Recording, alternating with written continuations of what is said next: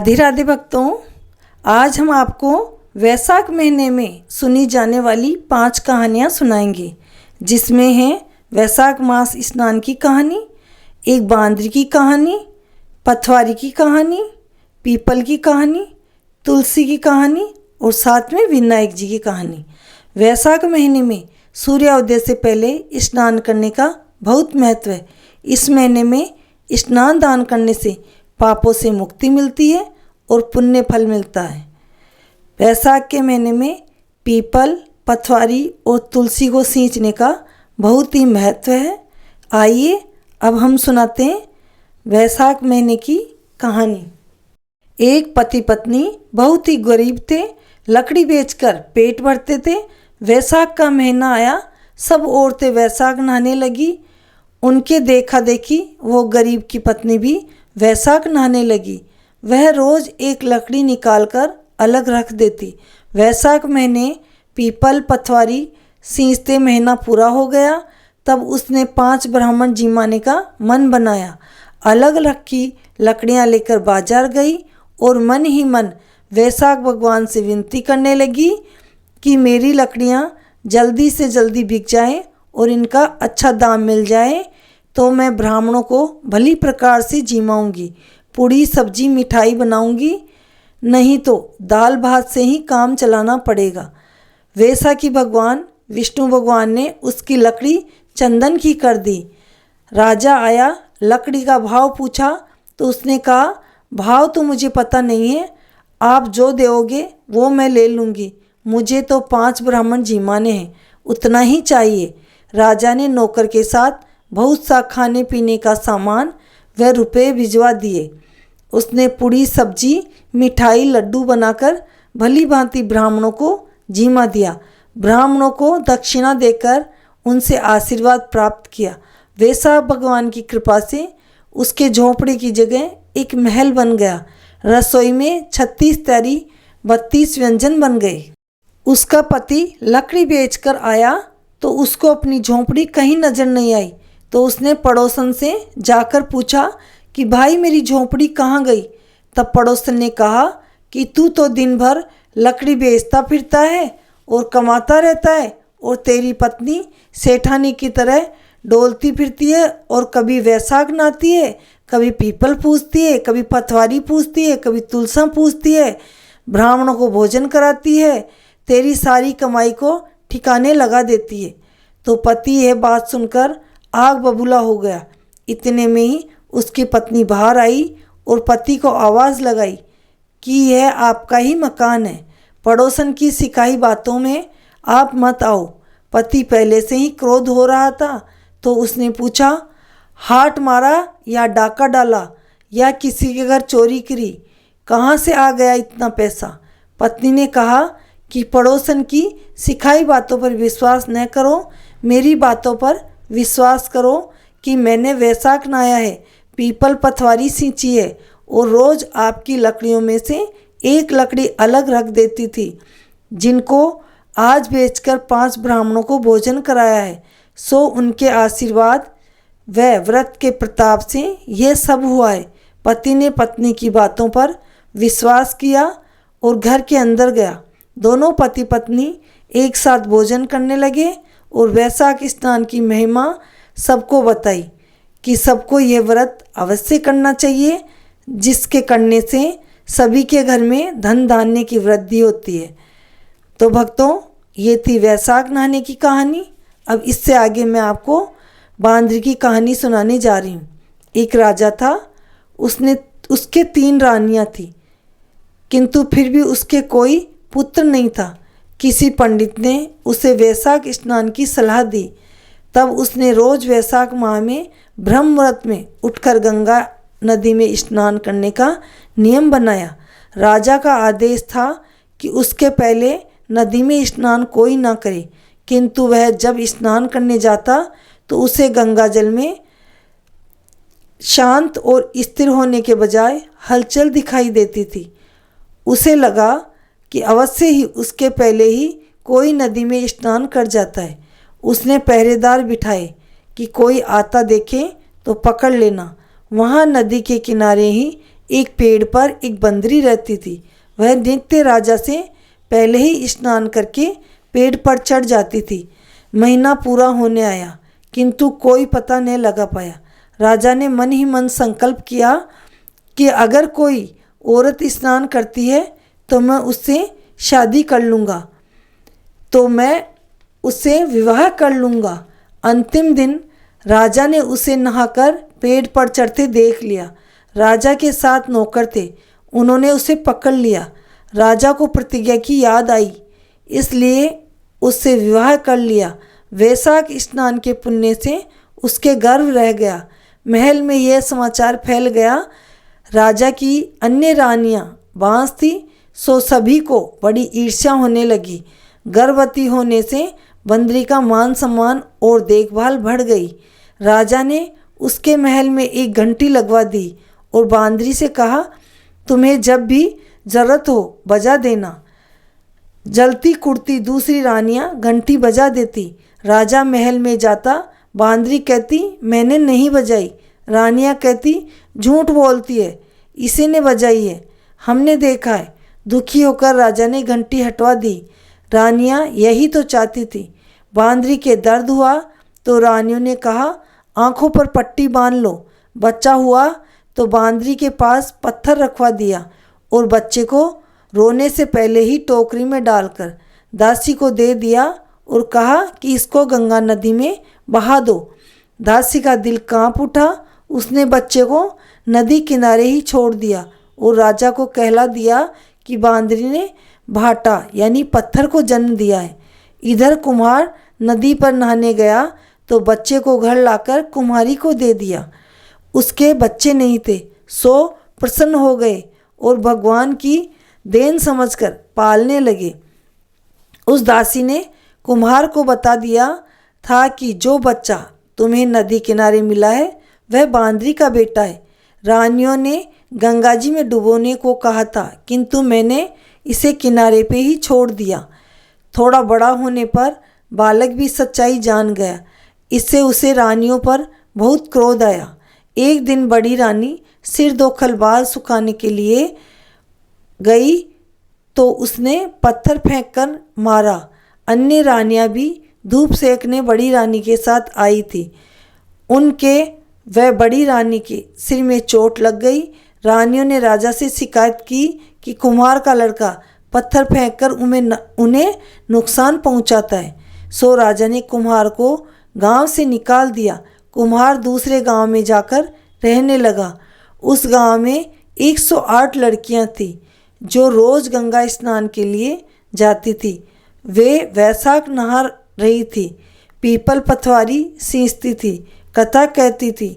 एक दिन देर होने के कारण धूप तेज हो गई और प्यास बहुत लगने लगी। सब कहने लगी अब क्या करें। आगे एक पेड़ के नीचे पानी का मटका भरा हुआ था और पेड़ पर कुम्हार का लड़का बैठा था। लड़कियों ने लड़के से कहा हमें प्यास लगी है, तेरे मटके से जरा सा पानी पिला दे। लड़के ने कहा पी लो, किंतु मेरी भी एक शर्त है, इस पेड़ के साथ साथ परिक्रमा देती जाओ और पानी पीती जाओ। किसी ने हाँ कहा, किसी ने ना कहा, किंतु प्यास बहुत तेज़ लग रही थी। पानी सामने था, रहा नहीं गया, सो सभी ने परिक्रमा देकर पानी पी लिया। लड़कियों के माता पिता को जब इस बात का पता चला तो सबने कहा तुम्हारी तो उस लड़के के साथ शादी हो गई। न चाहते हुए भी सब माँ बाप ने कुम्हार को जाकर सब बात बताई। कुम्हार ने कहा इतनी सब लड़कियों को मेरा बेटा कैसे संभालेगा। माता पिता ने कहा कि यह तो उसी से पूछो जिसने इन लड़कियों से पेड़ के फेरे लगवाए थे। लड़के ने लड़के से पूछा तो उसने कहा मैं सब संभाल लूँगा। उन सब लड़कियों की शादी उस कुम्हार के लड़के के साथ हो गई। 9 महीने बाद हर एक लड़की से एक एक लड़का हुआ। एक दिन लड़के ने सोचा अपने महल में चलकर सभी बहुओं को, पुत्रों को माता पिता का आशीर्वाद दिला लाएं। सारे परिवार को साथ लेकर राजा से मिलने उसके महल में गए। उसने सबको पहले ही समझा दिया कि राजा कि वह बांदरी के पैर छूना और अन्य रानियों के मत छूना। बड़ी रानी को बहुत क्रोध आया। उसने राजा को कहा कि यह वही लड़का है जिसने मुझे पत्थर मारा था और जिसे आपने देश से निकाल दिया था। आज फिर मेरे पैर न छूकर मेरा अपमान किया है, इसे मरवा दो। राजा ने कुम्हार के बेटे से पूछा तो उसने कहा, मैं इस बांदरी का बेटा हूँ। ये जो मेरे साथ स्त्रियाँ और बच्चे हैं वे आपकी बहुएं हैं, पोते हैं। बड़ी रानी ने मुझे दासी के हाथ गंगा जी में डुबाने का भेज दिया था। यह तो दासी का भला हो कि उसने मुझे गंगा जी में न फेंक कर नदी किनारे रख दिया, जहाँ से कुम्हार ने मुझे घर ले जाकर पालन पोषण किया। जब राजा ने दासी को बुलाकर पूछा तो सारी सच्चाई सामने आ गई। रानियों को सोने महल में जाकर रहने का आदेश दिया गया तथा बहुएं और बच्चे महल में रहने लगे। बांदरी का बेटा राजा बन गया। राजा ने दासी को भारी इनाम दिया। बांदरी के बेटे ने राजा बनने पर कुम्हार व कुम्हारी को भी महल में बुला लिया। हे भगवान, बांदरी जैसा बेटा सबको देना, कहानी कहने वाले को, सुनने वाले को, हुकारा बनने वाले को सबको देना और सभी के घर में धन धान्य की वृद्धि होए और सभी के ठाट बाट रहे। आइए भक्तों, अब हम सुनते हैं पीपल की कहानी। एक बुढ़ा ब्राह्मण था। वह रोज पीपल को जल से सींचता था। पीपल में से रोज एक लड़की निकलती और कहती, पिताजी मैं आपके साथ चलूँगी। यह सुनते सुनते बूढ़ा दिन ब दिन कमज़ोर होने लगा। तो बुढ़िया ने पूछा कि क्या बात है। बुढ़ा बोला कि पीपल से एक लड़की निकलती है और कहती है कि वह मेरे साथ चलेगी। बुढ़िया बोली कि कल ले आना उस लड़की को। जहाँ 6 लड़कियाँ हैं वह 7वीं लड़की भी आ जाएगी, कोई बात नहीं है। अगले दिन बूढ़ा उस लड़की को घर ले आया। घर लाने के बाद बूढ़ा ब्राह्मण आटा मांगने गया तो उसे पहले दिनों की अपेक्षा आज ज़्यादा आटा मिला। जब बुढ़िया वह आटा छानने लगी तो लड़की ने कहा कि लाओ माँ, मैं छान देती हूँ। जब वह आटा छानने बैठी तो परात भर गई। उसके बाद माँ खाना बनाने जाने लगी तो लड़की बोली कि आज रसोई में मैं जाऊँगी। तो बुढ़िया बोली कि ना, तेरे हाथ जल जाएंगे। लेकिन लड़की नहीं मानी और वह रसोई में खाना बनाने गई तो उसने तरह तरह के 36 व्यंजन बना डाले और आज सभी ने भर पेट खाना खाया। इससे पहले वह आधा पेट भूखा रहते थे। रात हुई तो बुढ़िया का भाई आया और कहने लगा कि दीदी मैं तो खाना खाऊंगा। बुढ़िया परेशान हो गई कि अब खाना कहाँ से आएगा। लड़की ने पूछा कि क्या बात है माँ। उसने कहा कि तेरा मामा आया है और रोटी खाएगा, लेकिन रोटी को तो सबने खा ली, अब उसके लिए कहाँ से लाऊंगी। लड़की बोली तू चिंता मत कर, मैं बना दूंगी। और वह रसोई में गई और मामा के लिए 36 व्यंजन बना दिए। मामा ने भर पेट खाना खाया और कहा कि ऐसा खाना इससे पहले उसने कभी नहीं खाया है। बुढ़िया ने कहा भाई तेरी पावनी भांजी है, उसी ने बनाया है। शाम हुई तो लड़की बोली माँ चौका लगा के चौके का दिया जला देना, कोने में मैं सोऊंगी। बुढ़िया बोली कि ना बेटी तू डर जाएगी। लेकिन वह बोली कि ना, मैं ना डरूंगी, मैं अंदर कोठे में ही सोऊंगी। वह कोठे में ही जाकर सो गई। आधी रात को लड़की उठी और चारों ओर नज़र फैलाने लगी। धन ही धन हो गया। वह बाहर जाने लगी तो एक बूढ़ा ब्राह्मण सो रहा था। उसने देखा तो कहा कि बेटी तू कहाँ चली जा रही है। लड़की बोली कि मैं तो दरिद्रता दूर करने आई थी। अगर तुम्हें भी दरिद्रता दूर करवानी है तो तुम्हारी भी दरिद्रता दूर हो जाएगी। उसने बूढ़े के घर में भी आंखें घुमाई और चारों ओर धन ही धन हो गया। सुबह सवेरे जब सब उठे तो लड़की को ना पाकर उसे ढूंढने लगे कि पावनी बेटी कहाँ चली गई। बूढ़ा ब्राह्मण बोला कि वह तो लक्ष्मी माता थी जो तुम्हारे साथ मेरी दरिद्रता को भी दूर कर गई। हे लक्ष्मी माता, जैसे आपने उनकी दरिद्रता दूर की, वैसे ही सबकी करना। कहानी कहने वाले को, हुंकारा भरने वाले को, सुनने वाले को सभी का इसका फल मिले और सभी के घर में भंडार भरे। बोलो लक्ष्मी माता की जय। अब भक्तों, हम सुनेंगे तुलसी जी की कहानी। एक कन्या थी, जब वह थोड़ी बड़ी हुई और उसको समझ आने लगी, तब से ही वह तुलसी माता जी की पूजन करने लगी। उसके प्रतिदिन का नियम था कि तुलसी माता का पूजन करने के बाद ही खाना खाती थी। जब वह कन्या शादी के लायक हुई, तब उसके माता पिता ने उसकी शादी करवा दी। कन्या को उसके माता पिता ने दहेज में भी एक तुलसी का गमला दिया। ससुराल में वह प्रतिदिन सवेरे उठते ही पूजा करती, फिर इसके बाद ही खाना खाने बैठती थी। उसकी 2 जेठानियाँ थीं, वो दोनों उसका मजाक उड़ाती थी कि बड़ी नियम धर्मन वाली बनती है। उन दोनों को उससे बहुत ईर्ष्या होती थी, इसलिए वो दोनों तुलसी जी का गमला ही छुपा देती थी। वह कन्या बड़ी मुश्किल से गमला ढूंढ कर लाती, अच्छे से पूजा करती और फिर खाना खाती। वह गमला ढूंढ कर ले आती तो एक दिन तो उसकी जेठानियों ने क्या करा कि गमले ही फेंक दिए।